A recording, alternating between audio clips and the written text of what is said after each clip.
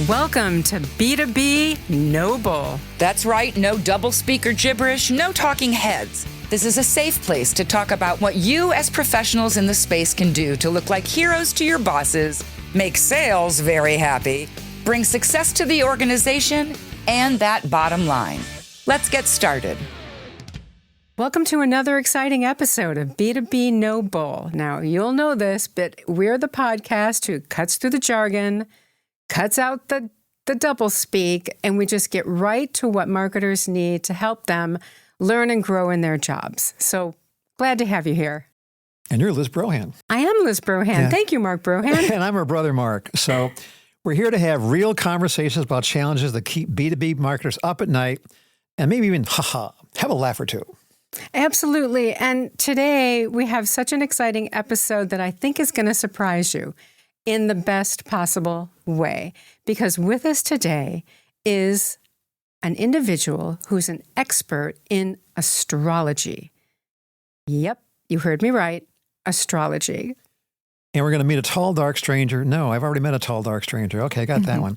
But, before you roll your eyes, trust us, our guest is not here to read your horoscope. She's here to share how astrology can actually help you in your role as a B2B marketer make smarter decisions, which I think is a fascinating topic. Yeah, this is going to be fun. So let me all introduce you to Susan Gidel. She is the owner of Susan G Says. And what she has done is she's taken her expertise and her former experience in the future commodities industry and combined that with deep expertise in astrology to help all of us navigate this better. So welcome, Susan. Well, I'm delighted to be here. It's nice to be with both of you and in person even. How about it? Yeah. We're happy to have you in person too. Okay. And I will add that not only the commodity futures business and astrology, but also as a marketing director for a brokerage firm in the business. So kind of all things merging together. And I know you're working with a lot of marketers now, which is another reason we wanted to have you on the show. So everybody buckle up because we got a lot to talk about right now. So Susan, let's start with your story because it's a pretty incredible story, right? Tell us how all of this kind of came together. Well, I grew up on a farm in Northwest Illinois, and when I was a teenager, we grew corn, cattle, chickens. And my dad would come in every day for lunch, or dinner, as we would call it on the farm, and want to know what the price of corn was. And it was on TV at 12:15. And perfect. Had to quit watching whatever soap opera my sister and I were watching to flip over the news, see what the price of corn was at 12:15. And I'm just thinking to myself, okay, why does he have to know this every day? What could possibly change on a day-to-day basis that would make a difference? And now you know better, right? Yeah. And so I just got really fascinated by why prices move like that, why people care. And so I studied some ag-econ and started working got an ag journalism degree, started working for a trade magazine in the futures business. And here we are. It's still fascinating to me what makes prices move. And now I'm on to the planets are part of that. Okay. Well, we need to hear about that too. See, we love that. I mean, we grew up, Liz and I, listening to our dad who knew Orion Samuelson from WGN radio and TV. I know exactly what you're talking about. Yeah. We listened to them too. Yeah. So actually our dad knew Orion a little bit back in the day, but I'm a former ag reporter myself, so I know a thing or two about that. So Well, I'll dumb it down a little. At 12:30 in my elementary school, I was watching Bozo Circus. So your dad was way ahead of me. Well, we didn't get Bozo out in the boondocks. There you go. Lucky me. we can still do the grand prize games here next time you're on. How's that? There you go. Absolutely. So anyway, now you're helping marketers and business executives, to kind of figure out when to launch a campaign, when to send an email, helping them use the heavens and the earth and the stars really to figure out what to do in business and when to do it. And it's not hard. It's there's a couple basic things. You've all heard of Mercury retrograde, probably. And Mercury retrograde is planets turn retrograde when they slow down and they appear to be moving backwards in the sky. They don't move backwards really, but from our perspective, it looks like they are. And so when planets are retrograde, any planet, except the sun and the moon don't go retrograde, but all the rest of them do. So when a planet's retrograde, it's time for review for us on Earth, to review the things that that planet stands for. And so Mercury stands for communications, for transactions, commercial business, price movement, anything like that. Anything that is associated with commerce and communications is a Mercury thing. And so when it's retrograde, it's time to review all of those things that are going on. That is so interesting because I always associated Mercury in retrograde, and I just told all of my colleagues we're not going to be able to communicate for the next 3 weeks. But you're telling us that it can be a good thing. Well, you do have to be more careful. You know, it's not an ideal time to sign a contract. It's not an ideal time to cut the deal. But, you know, sometimes you just have to. And at the very least, to be aware of when Mercury is retrograde, you know that if you're in those situations that you have to be really double careful on reading all the fine print and reading it twice and 3 times and checking the I's and the T's and everything, because mistakes can happen. Miscommunication happens with Mercury retrograde. I agree with that. Double down for sure on making sure that you've got the details right. But how do we find out when Mercury's in retrograde? Well, fortunately today there's lots of apps that can help you. Yay! Give you the alert on when Mercury's retrograde. Google, any of that can help. And, you know, Mercury's retrograde 3 weeks at a time for 3 to 4 times a year. And so it's not like you can give up communicating for 9 to 12 weeks out of every year. I mean, that just won't work. So you have to learn to work with it. And, you know, some of the best things you can do with a Mercury retrograde from a marketing perspective are to do things that have re in them, like relaunch an old campaign. Nice. Go back and to old customers, you know, people from the past. Or to reconnect. Reconnect, yeah, exactly. So there are good things that you can do. That's great to know. Yeah. Absolutely. Pick up an old campaign, you know, that you haven't run for a while, and rerun it. Got it. So what else or how else does astrology help guide the things that we do in our business lives? Well, once again, I think one of the easiest things to do is to track when the moon is void of course. And that's kind of astrologer speak. For when the moon is not making any strong connection to any of the other planets. And so the moon guides our emotions. And when the moon is void, meaning that it's not connected, it and our emotions don't have any real thing to grab onto. We're kind of floating about, not really knowing what to do.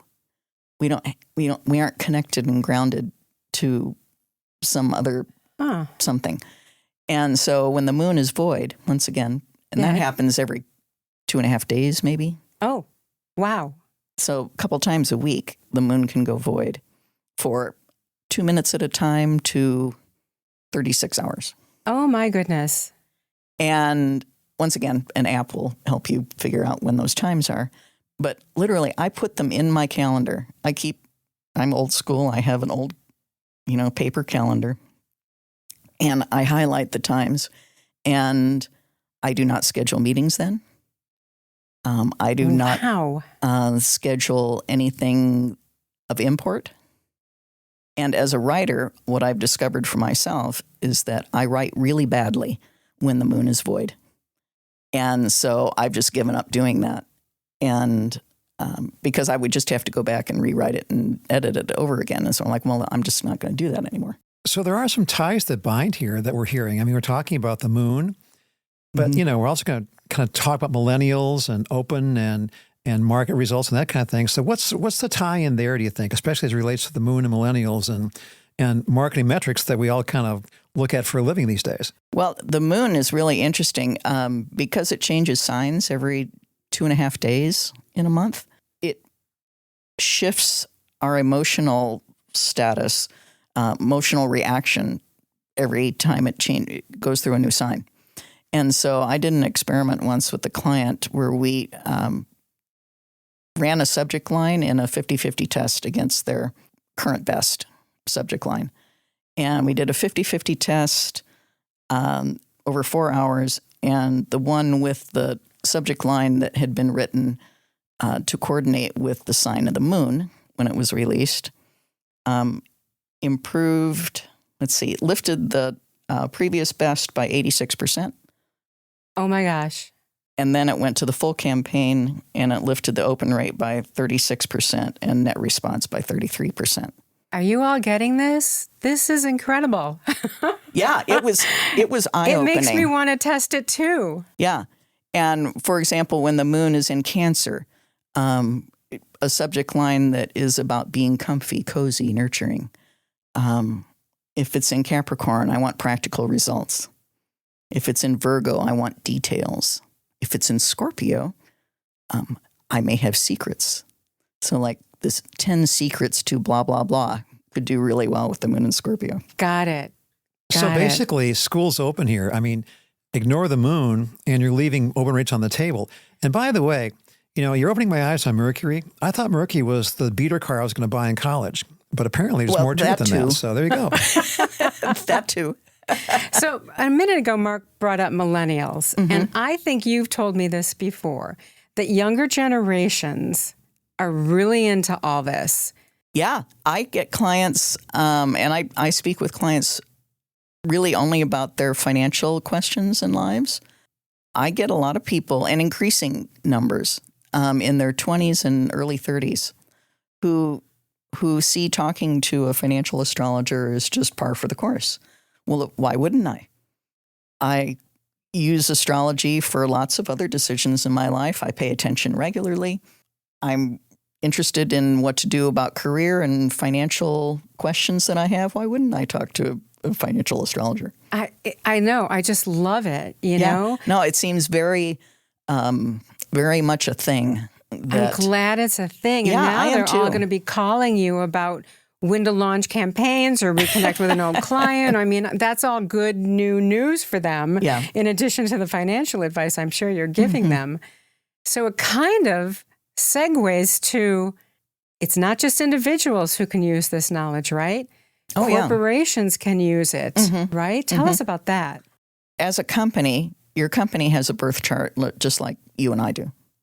And it's the incorporation chart for when it was first established and recognized by a state authority is typically the way we look at it. Most companies in the United States are incorporated in Delaware, not all.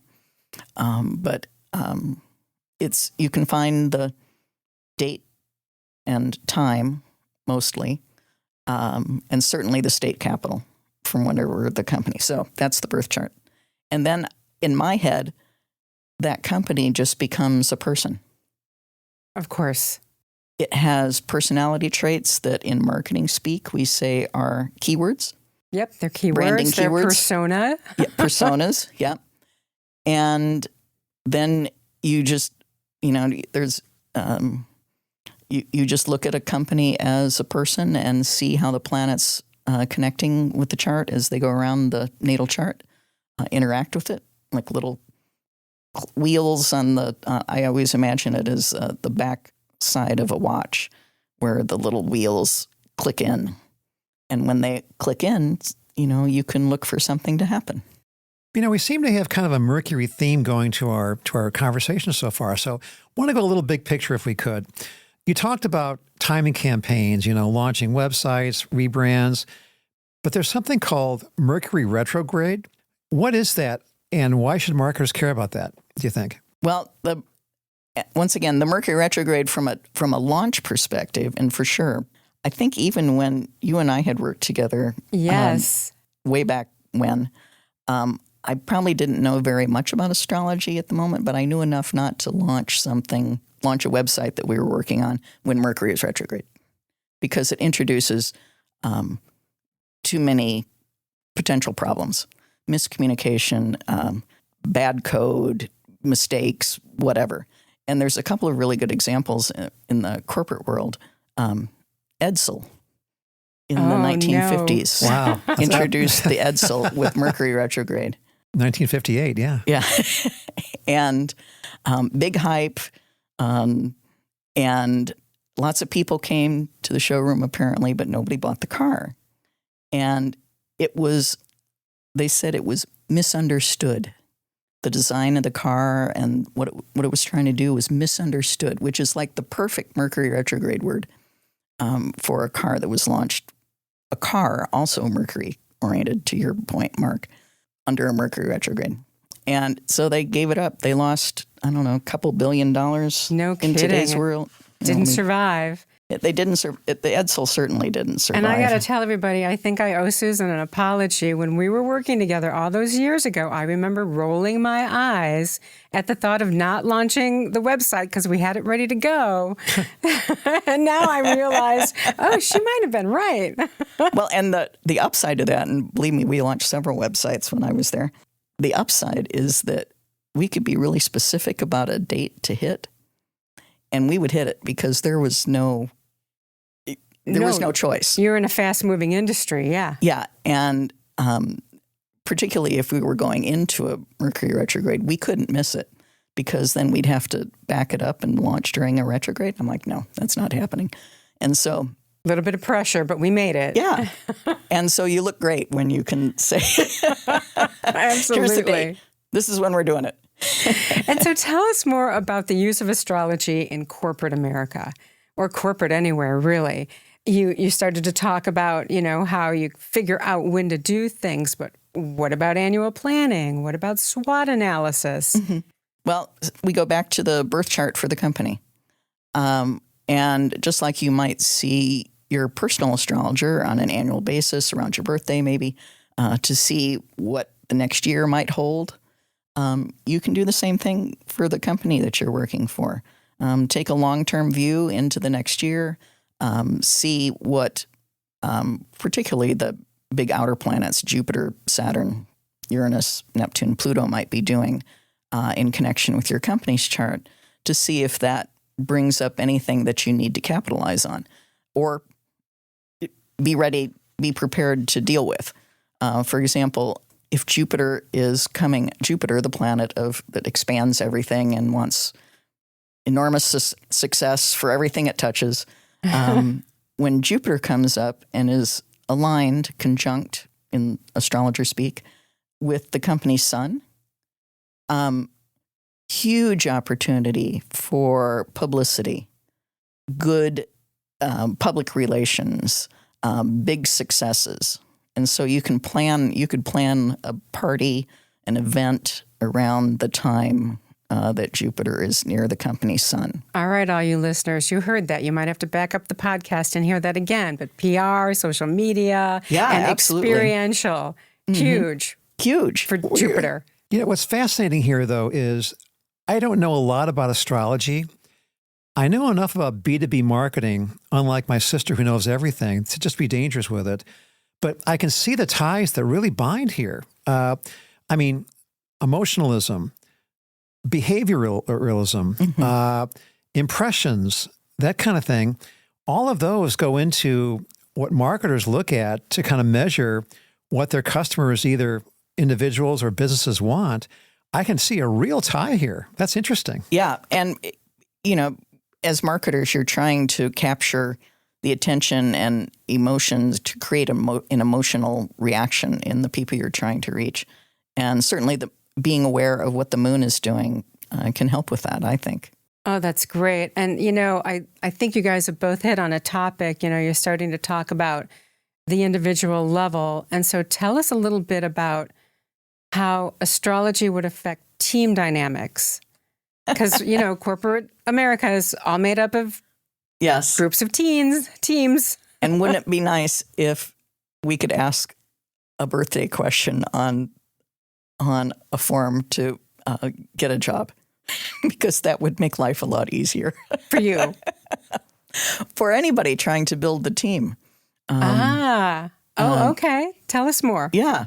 Well, my one example that was kind of aha moment was when I was when working with your company, Liz, or talking to you, and you had your four main principal people were in each of the elements of sign.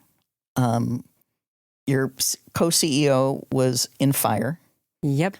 As like the instigator, getting things rolling. You were water. I'm water.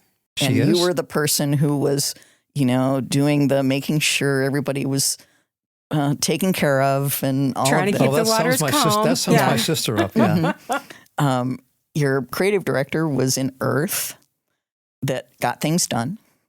And your PR person was in air, which is all about ideas and communication and How community. about it? So I thought that was really interesting that Good you for had us. self-selected, into that kind of thing. And I think most people do kind of self-select into that because, which makes me think that astrology, that we do feel it, even though you might not be aware of it. It's like, that we need that kind of energy. And so you attract it and it attracts to you. On my team, when I was at the brokerage firm, I remember one year my boss said to me, "Gosh, you guys get a lot done." And I told my astrologer that at the time who I was seeing, and she said, "Well, do you know the birthdays of everybody there?" And I said, "Yeah, I do. We all have birthday parties and stuff." And we looked at it, and every one of the people that reported to me in charge of creative direction, website, webinars, ad sales, we were all earth signs. And earth signs are the ones that just do it. Get stuff done. Well, tell us about some of the other element combos, right, that'll make a team successful. Well, it's nice to have a mix. I think your company was a good example. And the people in charge of those certain areas were reflecting the upside, the good side of those elements that bring it together. Fire is about kicking things off and doing, getting things going, but they aren't the ones to do it. Right. They hate process. Yeah. They hand it off to the earth signs, and the earth signs get it done. And they love doing that. And then water sounds like it would be good for operations. Water is good for HR. Okay. And creating and the who are the people that logistics maybe. Logistics. Designing the office to make sure that everybody is got a good space that they can be most effective in. That sort of thing. And then the air people are about, hey, let's do this. Big idea people. Big idea people. So the takeaway is check your element. Is kind of what I'm hearing here. But I got to kind of ask a follow-up question on that. You were talking about the four elements just a minute ago, and you said my sister fits into water, which I certainly know she does. But are there, to use the analogy, are there sub-chapters to chapters? I mean, I'll pick on my sister Liz as an example. I've seen her do all four extremely well. So wouldn't that have a part to play in team dynamics, I would think? It does. I'm just speaking mainly about sun sign. Okay. That is easy enough to sort at any company if, like I said, if you do nothing more than just have birthday parties. Right. Well, I think, Mark, you're onto something. I think Mark was telling us to all go back, take a look at the teams that we're part of, and look at everybody's birth date and figure out what element they are and make sure you've got all the elements that you need. or how to incorporate one that maybe you don't have as much of that you need. Like air, everybody needs the big idea people, that we can put them on a pedestal. Yeah. And then I don't mind being the one that helps execute, right? Right. Yeah. And yes, you can subdivide, like water is Cancer, Pisces, Scorpio. So beyond water, then the individual signs that are associated with water have their own characteristics. I mean, there is business principle here. There is scientific method here. And, marketers love that kind of stuff. Mm-hmm. But my point is, what's interesting to me about this whole discussion is that you're looking at a new set of metrics to make a sounder marketing business decision so that your team can bring home the ROI that you're fixated on. And I think there's a really close tie here with this. It's a new set of factors to look at, is my point, and analyze. I really find that fascinating. Mm-hmm. And you're telling us not to do it in the closet. Yeah. No, don't. I did for a while, and then I finally did come out to my boss, and he was like, okay, whatever. Well, that's our goal today. We want to win over the skeptics. I mean, maybe the younger generations are already really hip with this, but there's folks out there that are listening that are rolling their eyes, and we got to convert you. Well, then get past that, for God's sake. I took the Burlington with commodity guys for 20 years. Oh, yeah. And these guys, I used to love to eavesdrop and, waiting for the train to get in. And you're from that world. What these guys look at, what they bet on, what the factors they look at, for all this from gold to soybeans to corn. I mean, the metrics that they cast a wide net on were just pretty impressive. So in an emotionally driven world like commodities, I could see where astrology fits in as a pretty good business practice. Mm-hmm. Mm-hmm. Well, I've proven it to myself, having actively focused on trying to use astrology to forecast market prices. And I've convinced myself that it works. Very cool. And apparently the younger generations are right there with you. Yeah. Well, I think getting there. But yeah, I do. I hear from younger people who just take this as a matter of course. Love it. And I think that's great because, like I said, I think we all do feel our charts, whether we're conscious about it or not. And if you can be more conscious about it and put the astrology to work in a positive way, it's like getting an edge that others might not be using. There you go. We all want a competitive edge. Yeah. But look at the market that you come from, agriculture and farming. Mm-hmm. I mean, at one point back in the Wayback Machine, it was alchemy to look at tides and ocean currents and weather, wind direction, weather in general. And you know what? Sometimes that farmer's almanac was not that far off about how your crop was going to come up that next spring based upon the kind of wet, dry, cold, whatever kind of fall and winter you got into here. So I think there's some strong ties here that really pull this together. Yeah, weather forecasting has been a bailiwick of astrology, probably back to Ben Franklin. And I don't know how the Farmer's Almanac does theirs, but I was just on a webinar a few weeks ago about using astrology for weather forecasting, which I try to do my best at to see how bad the Chicago winter is going to be. Okay. And this year looks cold. Well, if we want a weather handle it. forecast, we just call up Grandma Brohan and ask her how she was feeling. And boy, she could predict it like a science, I'm telling you. So That's very true. Well, that's good. Well, Susan, this is so fascinating. But before we wrap up, we're going to play a little game. Okay. It's the lightning round. Okay. And it's bull or no bull. Okay. So we're going to make a statement, and you tell us, is that bull or no bull? And tell us why. Okay. So I'll start us off. Okay. So astrology isn't really that helpful for strategy. It's about timing. No bull. I think it does both. astrology is a fancy form of fortune telling. Oh, now that's bull. Just because, it's we got to get rid of the wrapped turban Yeah, the fortune teller Yeah. aspects. Yeah, absolutely. All right. Well, here's a question that's going to win over the skeptics.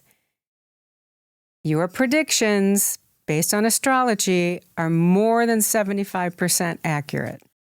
See, that one's tough. I kind of have to go bull. Rats. And it's not that, it's just that the number is high. Give us a better number. Well, I'll give you a picture. When I track the forecasts that I do for markets, and I watch 8 different markets on a regular basis, and I pick highs and lows for the next month, I do keep track to see if I can get better at it, to see if something has shifted that I should pay more attention to. And really, over the years, it has come out to be very much a bell curve. There's, 10 to 15% where it's perfect. There's maybe 15 to 20% where I'm completely backwards. Oh, my. And the majority are in the middle. Good. Within, if I say Tuesday, maybe it's Monday or Thursday. So it's 60 to 70%. Yeah. Yeah. But just that 75 sounded a little high to me. Okay. Just a little high, everybody. Not too high. But look at the KPI on that. That's pretty incredible. There you go, Mark. That's a business metric. Mm-hmm. That's not makeup. That's a business metric. All but right. at the same time, if I would go with that when you're looking at, okay, what would be a good time to do a launch? What time would be a good time to hit the email send? Yeah. That for sure, yes. Okay. Awesome. All right. Well, one question. When do we all win the lotto? Oh, I wish I knew how to do that. I just had somebody this week Had to ask. send me an email and say, hey, can you help me pick lottery numbers? I'm like, sorry, I don't do that. Is it still up there on 1.8 billion or some such one of those ungodly I didn't figures win it. again? I didn't win it either. I didn't win it. I So never there win. you hear it. That was bull. All right, Susan, this has been so refreshing. We can't thank you enough. But before we go, you got to tell people how to get a hold of you because I think your phone's going to start ringing. Well, email is better. Email's better. Susan at susangidel.com is email. So my website is susangidel.com. And I have a book on Amazon about the markets and do a newsletter about the markets called Red Letter Trading What are those Days. called, quickly? What are those called? The book is called Trading in Sync with Commodities. And the newsletter is Red Letter Trading Days. Okay. Love it. Based on the idea that, remember the old calendars that had red numbers for holidays and stuff? Yes. Like special days? That's what I thought. It's always going to be a special day with Susan. Well, thank you so much. Thanks for having me. This was fun. Been a hoot. I think it's been educational. Have Well, we got there you you go. convinced? What's that? Have we got you convinced, Mark? I wasn't a skeptic to begin with. Oh, okay. Oh, okay. Emotionalism drives I marketing. would have bet that was bull. Yes, but good. it does. No, and that's the key thing, isn't it? Emotions drive marketing. Yeah. Yeah. Always. Yeah. Always. So the moon. Find a moon app you love and learn to use it. You want me to tell you what else drives emotion? Sponsors. We love them. Great segue. So let me just thank our sponsors really quick. First of all, there's the Motion Agency. They have just been ranked the #2 fastest growing B2B marketing communications firm in the country. So please check them out. And Embas. Embas is a marketing consulting firm. They do content development. They do change management. They do all kinds of wonderful things for business. So please give them a look. Thanks, everybody. We can't wait for the next episode. And in the meantime, no bull, people.